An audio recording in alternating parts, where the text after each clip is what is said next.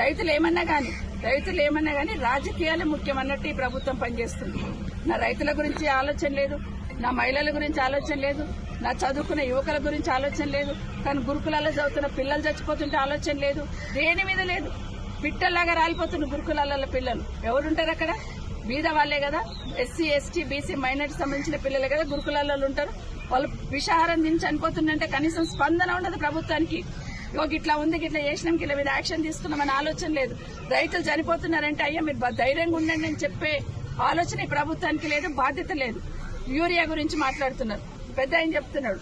ఆ యాప్ అని ఒకటి తీసుకొచ్చారు, యాప్ లో బుక్ చేసుకుంటేనంట నాగసానపల్లిలో ఉన్న రైతుకి కోసుగిలు వచ్చిందంట, అక్కడ షాప్ దగ్గర పోయి తెచ్చుకోవాలంట. మరి అక్కడ నుండి ఇక్కడ ట్రాన్స్పోర్టేషన్ ఎవరిస్తారు రైతుకి? ఇవన్నీ ఆలోచన లేని పనులు, ఏదో ఒకటి చేయాలని ఆలోచన. మరి కేసీఆర్ ఉన్నప్పుడు ఎందుకు యూరియా సమస్య, రైతులకి ఎరువుల సమస్య రాలేదు?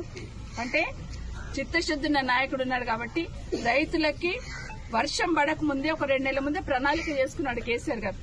వర్షం పడుతుంది, ఇంక ఇత్తనాలు వేస్తుంటారు, ఎరువు ముందే రెడీ